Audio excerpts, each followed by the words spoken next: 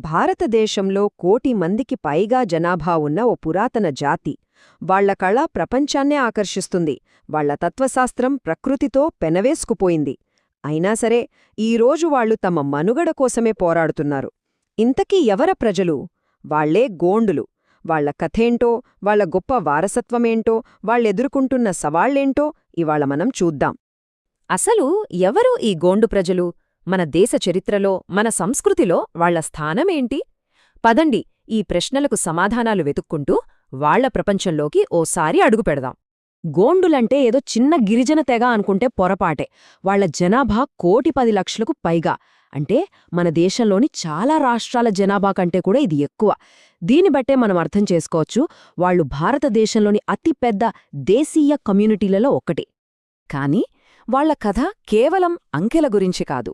వాళ్ల అసలైన ప్రాణం వాళ్ల సంస్కృతిలోనే ఉంది. ఉదాహరణకి ఈ గుస్సాడి నృత్యం చూడండి. ఇదేదో సరదాకి చేసే డాన్స్ కాదు. వాళ్ల చరిత్ర, వాళ్ల నమ్మకాలు, వాళ్ల జీవన విధానం అన్నీ ఇందులో మనకనిపిస్తాయి. సరే, ఇప్పుడు గోండుల సంస్కృతి లోతుల్లోకి ఓసారి తొంగిచూద్దాం. వాళ్ల ప్రపంచం ఎంత విభిన్నంగా ఉంటుందో, వాళ్ల సంప్రదాయాలేంటో తెలుసుకుందాం. గోండుల జీవన విధానానికి గుండెకాయలాంటిది ఈ కోయపుణెం. ఇది కేవలం ఒక మతమో నమ్మకమో కాదు, అది వాళ్ల ఊపిరి. అంటే వాళ్లు ప్రకృతిని ఎలా చూస్తారంటే, మనం చూసే చెట్లు, కొండలు, నదులు వాళ్లకు కేవలం వస్తువులు కావు. ప్రతిదానిలో ఓ ఆత్మ ఉంటుంది, ఓ ప్రాణం ఉంటుంది అని నమ్ముతారు. మనిషి ప్రకృతికి యజమాని కాదు, అందులో ఒక చిన్న భాగం మాత్రమే. ఈ ఒక్క ఫిలాసఫీనే వాళ్ల ప్రతి పనిని, ప్రతి పండుగను నడిపిస్తుంది. వాళ్ల నమ్మకాలు గాల్లోంచి పుట్టినవి కావు. అవి ఈ నేలతో, ఈ ప్రాంతాలతో పెనవేసుకుపోయాయి. ఇప్పుడు మనం చూస్తున్న ఈ కచార్గఢ్, జంగుబాయ్ గుహలు, ఇవి వాళ్లకు టూరిస్టు స్పాట్స్ కాదు. వాళ్ల మూలాలతో, వాళ్ల దైవాలతో సంబంధమున్న పవిత్రమైన ప్రదేశాలు. వాళ్ల సమాజం ఎంత పక్కాగా, ఎంత వ్యవస్థీకృతంగా ఉంటుందో చూడండి. ఊరి పరిపాలన కోసం గావ్గడ, పూజలు, పండగల కోసం పెన్గడ, ఇక రాజ్యపాలన కోసం రాజ్గడ, ఇంకా ముఖ్యంగా వాళ్ల కథల్ని, పాటల్ని, సంగీతాన్ని కాపాడటానికి వారవ్గడ అని ఇలా 4 వ్యవస్థలున్నాయి. ఇది అచ్చమొక ఆధునిక ప్రభుత్వ వ్యవస్థలాగే ఉంది కదా. కాని ఇది వేల ఏళ్లుగా వాళ్ల సమాజాన్ని పటిష్టంగా నిలబెడుతోంది. ఇక వాళ్ల కళ గురించి ఎంత చెప్పినా తక్కువే. ఇది కేవలం గోడలమీద వేసే బొమ్మలు కాదు. ప్రతి గీత, ప్రతి చుక్క వెనుక ఒక కథ ఉంటుంది. వాళ్ల దేవుళ్ళు, అడవి జంతువులు, వాళ్ల పండగలు, ఇలా వాళ్ల జీవితం మొత్తాన్ని ఈ రంగుల్లో బంధిస్తారు. ఓ రకంగా చెప్పాలంటే గోండు కళ అనేది వాళ్ల చరిత్రను దాచిపెట్టిన ఒక సజీవ గ్రంథాలయం లాంటిది. ఇప్పటిదాకా వాళ్ల సంస్కృతి, కళల గురించి చూశాం.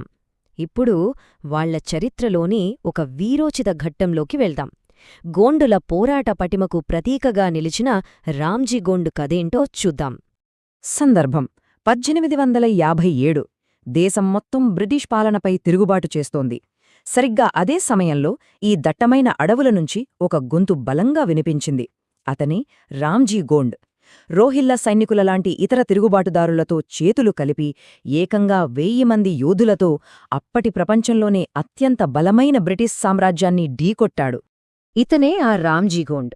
బహుశా మన చరిత్ర పుస్తకాల్లో ఈయన పేరు పెద్దగా వినిపించకపోవచ్చు. కాని గోండు ప్రజల గుండెల్లో, వాళ్ల జానపద కథల్లో రామ్జీ గోండ్ ఎప్పటికీ హీరోనే. వాళ్ల స్ఫూర్తికి, ధైర్యానికి నిలువుటద్దమితను. ఆ తిరుగుబాటు కథ ఎలా సాగిందంటే 1857లో ఒక నిప్పురవ్వల మొదలైంది. 2 ఏళ్లపాటు గిరిల్లా యుద్ధంతో బ్రిటిష్ వాళ్లకు కంటిమీద కునుకు లేకుండా చేశారు. కాని 1860 ఏప్రిల్లో ఆ పోరాటం ఒక విషాదంతో ముగిసింది. రామ్జీ గోండుతో పాటు దాదాపు 1000 మంది అనుచరులను బ్రిటిష్ వాళ్లు పట్టుకొని అత్యంత కిరాతకంగా ఉరితీశారు. ఆ మహత్తర త్యాగానికి సాక్ష్యంగా ఈరోజు నిర్మల్లో ఈ అమరవీరుల స్తూపం కనిపిస్తోంది. ఒకప్పుడు సరిగ్గా ఇదే చోట ఒక పెద్ద మర్రి చెట్టు ఉండేదట. దానికి 1000 ఉరుల మర్రి అని పేరు. ఎందుకంటే ఆ చెట్టు కొమ్మలకే రామ్జీ గోండును, ఆయన సైనికులను ఉరితీశారు. ఆ చెట్టు ఇప్పుడు లేకపోవచ్చు, కాని ఆ త్యాగాల గాథ మాత్రం ఈ గాలిలో ఇప్పటికీ వినిపిస్తూనే ఉంటుంది. ఇంత గొప్ప సాంస్కృతిక వారసత్వం, ఇంతటి వీరోచిత చరిత్ర అన్నీ ఉన్నా ఈరోజు గోండ్లు పరిస్థితి మాత్రం చాలా భిన్నంగా ఉంది. వాళ్ళిప్పుడు ఎదుర్కొంటున్న సవాళ్లేంటో చూద్దాం. గోండుల కథలో అతిపెద్ద వైరుధ్యం ఇదే. ఒకవైపు చూస్తే తరతరాలుగా వస్తున్న అద్భుతమైన సాంస్కృతిక సంపద. మరోవైపు చూస్తే ఆధునిక ప్రపంచంలో వాళ్లు ఎదుర్కొంటున్న కఠోర వాస్తవాలు. పేదరికం, హక్కుల ఉల్లంఘన, రాజకీయంగా వాళ్ల గొంతు వినిపించేవాళ్లు లేకపోవడం, ఇలా ఎన్నో. ఈ సమస్యలన్నీ ఒకదానికొకటి ముడిపడి ఉన్నాయి. చూడండి, అభివృద్ధి పేరుతో పెద్ద పెద్ద ప్రాజెక్టులు వస్తాయి, కాని వాటివల్ల వాళ్ల భూములు చేజారిపోతాయి. ఆ భూమి పోతే వాళ్ల జీవనాధారం పోతుంది, వాళ్ల సంస్కృతి దెబ్బతింటుంది, వాళ్ల భాష అయిన గోండి మాట్లాడేవాళ్ల సంఖ్య కూడా తగ్గిపోతోంది. రాజకీయాల్లో సరైన ప్రాతినిధ్యం లేకపోవడంతో వాళ్ల సమస్యలు ఎవరికీ పట్టట్లేదు. ఇవన్నీ కలిసి వాళ్ల అస్తిత్వాన్నే ప్రశ్నార్థకం చేస్తున్నాయి. అయితే ఇన్ని సమస్యలు చుట్టుముట్టినా గోండు ప్రజల స్ఫూర్తి మాత్రం అస్సలు తగ్గలేదు. వాళ్లలోని ఆ అచంచలమైన దృఢత్వం గురించే మనం ఇప్పుడు మాట్లాడుకుందాం. ఇన్ని కష్టనష్టాల మధ్య కూడా వాళ్ళని నిలబెడుతున్న శక్తి ఏంటి? అది వాళ్ల సంస్కృతే. ఈ ఆధునిక ప్రపంచం ఎంత ఒత్తిడి తెచ్చినా సరే, వాళ్ల కళ, వాళ్ల పాటలు, వాళ్ల నమ్మకాలు అన్నీ ఇంకా బలంగానే ఉన్నాయి. వాళ్ల గుర్తింపును వాళ్లు అంత సులభంగా వదులుకోలేదు. ఉదాహరణకు ఒరిస్సా, ఛత్తీస్గఢ్లలో ప్రదర్శించే ఈ ధమేసా నృత్యం చూడండి. వాళ్ల సంస్కృతి కేవలం మ్యూజియంలలో ప్రదర్శించే వస్తువు కాదు, అదే వాళ్ల జీవితాల్లో ఇప్పటికీ సజీవంగా ప్రవహిస్తోందని చెప్పడానికి ఇదే నిదర్శనం. ఇలాంటి సంప్రదాయాలే వాళ్లనొక కమ్యూనిటీగా కలిపి ఉంచుతున్నాయి. చివరగా ఈ ఒక్క ప్రశ్నతో ఈ విశ్లేషణను ముగిద్దాం. ఇంత పురాతనమైన ఒక సంస్కృతి ఆధునిక ప్రపంచంతో పోటీపడుతూ, అభివృద్ధిని అందుకుంటూనే తన ప్రత్యేకతను, తన వారసత్వాన్ని ఎలా కాపాడుకోగలదు?